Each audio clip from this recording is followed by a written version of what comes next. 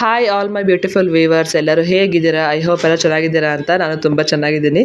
So ನಾನು ಬೆಳಗಿನ blog ಶುರು ಮಾಡ್ಕೊಂಡಿದ್ದೀನಿ. ಗುಡ್ಡಿ ಆಲ್ರೆಡಿ ಬೆಳಗ್ಗೆನೇ ಎದ್ದುಬಿಟ್ಟಿದ್ದಾಳೆ. ಸೊ ಎಲ್ಲರನ್ನೂ ಈಗ ಐಡೆಂಟಿಫೈ ಮಾಡ್ತಿದ್ದಾಳೆ. ಇದು ಅಮ್ಮ, ಇದು ಅಪ್ಪ ಅಂತೆಲ್ಲ ಗೊತ್ತಾಗ್ತಿದ್ದೆ ಅವಳಿಗೆ. ಸೊ ಗೊಂಬೆನ ತುಂಬ ಜಾಸ್ತಿ ಇಂಟ್ರ್ಯಾಕ್ಟ್ ಮಾಡ್ತಾಳೆ ಗೊಂಬೆ ಜೊತೆಗೆ, ತುಂಬ ಜಾಸ್ತಿ ಅವಳ ಜೊತೆ ಅಟ್ಯಾಚ್ ಆಗ್ತಿದ್ದಾಳೆ. ಸೊ ಮಾರ್ನಿಂಗೆ ನಾನು ಬಿಸಿಬೇಳೆಭಾತ್ ಮಾಡಿದ್ದೆ ಇವತ್ತು ಟಿಫನಿಗೆ. ಸೊ ನಾನು ಆಲ್ರೆಡಿ ರೆಸಿಪಿ ನಿಮ್ಮ ಜೊತೆ ಶೇರ್ ಮಾಡ್ಕೊಂಡಿರೋದ್ರಿಂದ ನಾನು ಇಲ್ಲೇನು ರೆಸಿಪಿನ ಶೇರ್ ಮಾಡ್ಕೊಂಡಿಲ್ಲ. ನಿಮಗೆ ರೆಸಿಪಿ ಬೇಕು ಅಂದರೆ ನನ್ನ ಯೂಟ್ಯೂಬ್ ಚಾನಲ್ ಇದೆ, ಹೋಗಿ ಚೆಕ್ಔಟ್ ಮಾಡಿ. ಹಾಗೆ ನೋಡಿ, ಇಲ್ಲಿ ನಾನು ಟಿಫನ್ ಮಾಡ್ತೇನೆ ಅಥವಾ ನಾನೇನಾದರೂ ಕೆಲಸ ಮಾಡ್ತಾಯಿದ್ರೆ ಗುಡ್ಡಿನ ಯಾರಾದರೂ ಒಬ್ಬರು ಎತ್ಕೊಳ್ಳೇಬೇಕು. ಅವಳಾಗೋಳು ಆಡೋದಿಲ್ಲ, ಅದೇನೋ ಗೊತ್ತಿಲ್ಲ. ಅವಳಾಗೋಳು ಆಡೋದಿಲ್ಲ, ಯಾರಾದ್ರೂ ಕೂತಿರ್ಬೇಕು, ಯಾರಾದ್ರೂ ಒಬ್ರು ಎತ್ಕೊಂಡಿರಲೇಬೇಕು ಅಂತ ಹಾಗೆ ರೂಢಿ ಆಗ್ಬಿಟ್ಟಿದ್ದಾಳೆ ಅವಳು. ಏನು ಮಾಡೋದಕ್ಕಾಗಲ್ಲ. ಮುಂದೆ ನಾನು ಮನೆಗೆ ಹೋದ್ಮೇಲೆ ಎಷ್ಟು ಕಷ್ಟ ಆಗುತ್ತೋ ನನಗೆ ಗೊತ್ತಿಲ್ಲ.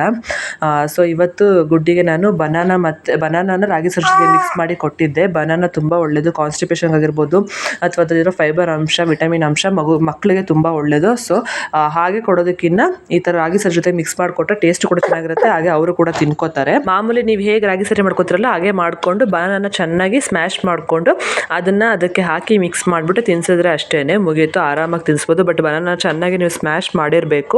ಅದು ಮಕ್ಕಳಿಗೆ ಇನ್ನೂ ಸ್ವಲ್ಪ ಗಂಟಲು ಚಿಕ್ಕದಿರುತ್ತಲ್ವ, ಮತ್ತು ಸಿಗಾಕೊಂಡ್ಬಿಟ್ರೆ ಕಷ್ಟ ಆಗುತ್ತೆ. ಸೊ ಚೆನ್ನಾಗಿ ಸ್ಮ್ಯಾಶ್ ಮಾಡಿ ತಿನ್ನಿಸಿ.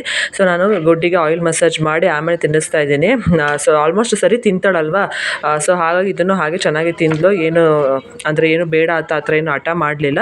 ಸೊ ಅದಾದಮೇಲೆ ಚೆನ್ನಾಗಿ ಸ್ನಾನ ಮಾಡಿಸಿ ಮಲಗಿಸಿದ್ವಿ. ಒಂದು ಹಾಫ್ ಆನ್ ಅವರ್ ಅಷ್ಟೇ. ಮತ್ತೆ ಎದ್ದುಬಿಟ್ಟು ಅಳ್ತಾ ಇದ್ಲು. ಸೊ ನಾನು ಹೋಗಿ ಮತ್ತೆ ಸ್ವಲ್ಪ ಹೊತ್ತು ಮಾತಾಡಿಸಿ ಫೀಡ್ ಮಾಡಿಸಿ ಮಲಗಿಸ್ದೆ. ಮತ್ತೆ ಮಲ್ಕೊಂಡ್ಳು.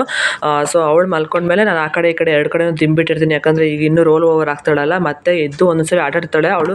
ನನಗೆ ಕರೆಯೋದಿಲ್ಲ, ಒಂದೊಂದ್ಸರಿ ಎದ್ದು ಆಟಾಡ್ತಿರ್ತಾಳೆ. ಸೊ ಹಾಗಾಗಿ ನಾನು ಎರಡು ಕಡೆನೂ ಸೇಫ್ಟಿಗೆ ಅಂತ ದಿಂಬಿಟ್ಟಿರ್ತೀನಿ. ಇಟ್ಬಿಟ್ಟು ನಾನು ನಿಧಾನಕ್ಕೆ ಬಾಕ್ಲು ಹಾಕೊಂಡು ಬಂದುಬಿಡ್ತೀನಿ. ಸೊ ಬಾಕ್ಲು ಸಂದಿಲ್ಲ, ಅವಳು ಕಾಣ್ತಾಳೆ ನಮಗೆ ಈಚೆ ಕೂತಿದ್ರು ಸೋಫಾ ಮೇಲೆ. ಸೊ ಹಾಗಾಗಿ ಬಾಕ್ಲು ಹಾಕೊಂಡು ಬರ್ತೀನಿ. ಯಾಕಂದರೆ ಟ್ರೈನ್ ಸೌಂಡ್ ಆಗಿರ್ಬೋದು, ಒಂದೊಂದ್ಸರಿ ರೂಬಿ ಬೊಗಳುತ್ತಾಳೆ. ಆ ಸೌಂಡಿಗೆಲ್ಲ ಅವಳು ಇನ್ಸ್ಟೆಂಟಾಗಿ ಎದ್ಬಿಡೋದು ಬೇಗ ಜಾಸ್ತಿ ಅವಳು. ಸೊ ಅದಾದಮೇಲೆ ಬಂದು ಈಚೆ ನಾನು ಸ್ವಲ್ಪ ಹೊತ್ತು ಗೊಂಬೆ ಜೊತೆ ಟೈಮ್ ಸ್ಪೆಂಡ್ ಮಾಡಿದೆ. ಏನೋ ಹೇಳ್ತಾ ಇದ್ಲು, ಇಷ್ಟು ಚೆನ್ನಾಗಿ ಮಾತಾಡ್ತಾಳೆ ನನ್ನ ಗೊಂಬೆ ಅಂದರೆ ಕೇಳಿಸ್ಕೋದಂತ್ರ ಚಂದ. ಅವ್ರ ಜೊತೆ ಹಾಗೆ ಟೈಮ್ ಸ್ಪೆಂಡ್ ಮಾಡ್ಕೊಂಡು ಮಲಗಿದ್ದೆ. ತಮಾಷೆಗೆ ಹೇಳ್ತು ಗೊತ್ತಾ, ಎಷ್ಟು ಹೇಳಿದ್ದು ಗಾಂಚಾಯ್ತಾಯ್ತು, ಬುದ್ಧಿ ಇಲ್ಲ. ಬಾಯ್, ಗುಡ್ ನೈಟ್.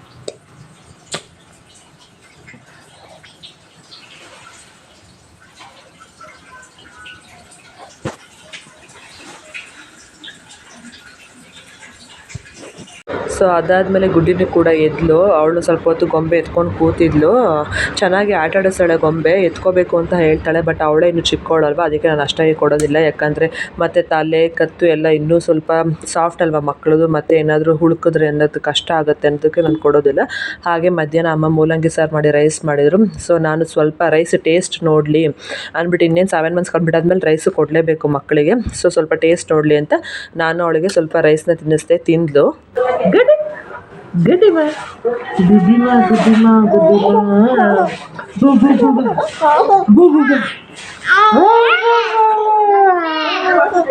ಸ್ವಲ್ಪ ಹೊತ್ತು ಅವ್ರ ಜೊತೆ ಆಟಾಡಿ ಹಾಗೆ ಬಿಟ್ಟಿರ್ತೀನಿ. ಹೀಗೆ ನೋಡಿ, ಹೀಗೆ ರೋಲ್ ಓವರ್ ಆಗ್ತಾಳೆ. ಮೊನ್ನೆ ಹೀಗೆ ನಾನು ಇನ್ಸ್ಟಾಗ್ರಾಮಲ್ಲಿ ರೀಲ್ಸ್ ನೋಡಬೇಕಾದ್ರೆ ಯಾರೋ ಒಬ್ರದ್ದು ಮಗು 6.5-7 ಮಂತ್ಸಿಗೆಲ್ಲ ಅದು ತೆವಳ್ಕೊಂಡು ಈಚೆ ಹೋಗಿ ಹೊಸ್ಲು ದಾಟಿದೆ ಅಂದ್ಬಿಟ್ಟು ಪಾಪ ಎಷ್ಟೊಂದು ಜನ ಅದಕ್ಕೆ ಕಮೆಂಟ್ ಮಾಡಿದರು, ನಮ್ಮ ಮಗು ಇನ್ನೂ ತೆವಳ್ತಿಲ್ಲ, ನಮ್ಮ ಮಗು ಇನ್ನೂ ರೋಲ್ ಓವರ್ ಆಗ್ತಿಲ್ಲ ಅಂತ. ಟೆನ್ಷನ್ ತೊಗೋಬೇಡಿ, ಎಲ್ಲ ಮಕ್ಕಳು ಒಂದೇ ಅಲ್ಲ. ಪಾಪ ಕೆಲವೊಬ್ರು ಹೊಸ ತಾಯಂದಿರಿಗೆ ಇನ್ನೂ ಮಕ್ಕಳು ರೋಲ್ ಓವರ್ ಆಗಲ್ಲ, ಮಕ್ಕಳು ತೆವಳುತ್ತಾ ಇಲ್ಲ ಅಂತ ಭಯ ಇರುತ್ತೆ. ಏನೂ ಆ ಥರ ಭಯ ಪಡೋ ಅವಶ್ಯಕತೆ ಇಲ್ಲ. ಏನಕ್ಕೆ ಅಂದರೆ ಎಲ್ಲ ಮಕ್ಕಳು ಒಂದೇ ಥರ ಇರೋದಿಲ್ಲ. ಕೆಲವೊಂದು ಮಕ್ಕಳಿಗೆ ಇನ್ನೂ ಅಷ್ಟು ಎನರ್ಜಿ ಸಾಕಾಗ್ತಿರಲ್ಲ ಅವ್ರಿಗೆ ತೆವಳೋದಕ್ಕೆ ಅಥವಾ ರೋಲ್ ಓವರ್ ಆಗೋದಕ್ಕೆ. ಈಗ ನಮ್ಮ ಗುಡ್ಡಿನೇ ರೋಲ್ ಓವರ್ ಆಗ್ತಾಳೆ, ತಲೆ ಇನ್ನೂ ಅವಳು ಜಾಸ್ತಿ ಎತ್ತೋದಿಲ್ಲ. ಸೊ ಹಾಗಾಗಿ ನಮ್ಮ ಗೊಂಬೆ ಇಷ್ಟೊತ್ತಾಗಲೇ ಅವಳು ತಲೆ ಎತ್ತಿ ಮುಂದಕ್ಕೆ ತೆವಳೋಳು. ಸೊ ಒಂದು ಮುಂದಕ್ಕೆ ಹೋಗೋಳು. ಬಟ್ ನಮ್ಮ ಗುಡ್ಡಿ ಇನ್ನೂ ಹೋಗ್ತಿಲ್ಲ. ಹಾಗಾಗಿ ಎಲ್ಲ ಮಕ್ಕಳು ಒಂದೇ ಥರ ಇರೋದಿಲ್ಲ. ದಯವಿಟ್ಟು ಟೆನ್ಷನ್ ತೊಗೋಬೇಡಿ. ಆ ಏಜಲ್ಲಿ ಮಕ್ಕಳು ಅದನ್ನು ಏನು ಅವ್ರದ್ದು ಮೈಲ್ ಸ್ಟೋನ್ ಇರುತ್ತೋ ಅದನ್ನು ಅಚೀವ್ ಮಾಡೇ ಮಾಡ್ತಾರೆ. ಸೊ ಅದಾದಮೇಲೆ ಹಾಗೆ ಗುಡ್ಡಿನ ಕರ್ಕೊಂಡು ಒಂದು ರೌಂಡ್ ಈಚೆ ಹೋಗಿದ್ವಿ. ಸೊ ಅದಾದಮೇಲೆ ಯಾಕೋ ಗುಡ್ಡಿ ಸ್ವಲ್ಪ ಸಾಯಂಕಾಲ ಆಗ್ತಿದ್ದಂಗೆ ಅವಳು ಏನೋ ಅಂತಿಲ್ಲ, ಒಂದೊಂದು ಸರಿ ಅವಳು ತುಂಬ ಅಳಕ್ಕೆ ಶುರು ಮಾಡ್ತಾಳೆ. ಸೊ ನಾನು ಅದಾದಮೇಲೆ ಏನು ವೀಡಿಯೋ ಕ್ಯಾಪ್ಚರ್ ಮಾಡ್ಕೊಳ್ಳಿಲ್ಲ. ನೆಕ್ಸ್ಟ್ ಡೇ ಸ್ವಲ್ಪ ಎಲ್ಲ ಫ್ರೆಶ್ ಅಪ್ ಆಗಿ ಎಲ್ಲ ಆದಮೇಲೆ ಸ್ವಲ್ಪ ಈಚೆ ಕೆಲಸ ಇತ್ತು ಅಂತ ನನ್ನ ಆಧಾರ್ ಕಾರ್ಡ್ ಏನೋ ಮಾಡಿಫೈ ಮಾಡಿಸ್ಬೇಕಾಗಿತ್ತು. ಸೊ ಹಾಗಾಗಿ ಗೊಂಬೆನ ಕರ್ಕೊಂಡು ಹೋಗ್ತಾ ಇದ್ದೀನಿ. ಕಿತ್ಕೊಂಡು ಹೋಗ್ಬಿಟ್ಟು ಏನು ಮಾಡೋದು, ಆಮೇಲೆ ಅದ್ರಲ್ಲಿ ಕಾಸೈತೆ, ಕಾಸಿದೆ ಅದರಲ್ಲಿ, ಕಿತ್ಕೊಂಡು ಹೋಗ್ಬಿಟ್ಟು ಏನು ಮಾಡೋದು? ಯಾರು ಕಿತ್ಕೊಂಡು ಹೋಗಲ್ಲ ಕೊಡಪ್ಪ. ಮಮ್ಮಿ, ನಾನು ಇದಾಕ್ತೀನಿ ಜಿಪ್ ಹಾಕಿದ್ದೀನಿ ನಾನು ಬಿಡು ನಾನು ಜಿಪ್ ಹಾಕಿದ್ದೀನಿ ಮಮ್ಮಿ ಜಿಪ್ಪಕ್ಕ ಯಾರು ಎತ್ಕೊಳ್ಳಲ್ವಾ? ಆಹಾ ಕಳ್ಳ ಎತ್ಕೊಂಡ್ರೆ ಏನು ಮಾಡಲಿ ನಾನು? ನಿಜ ಅಲ್ಲ ನಾನಿದ್ರೆ ಓಡೋಗ್ಲ ನಾನು ಕಳ್ಳನಿಂದೆ.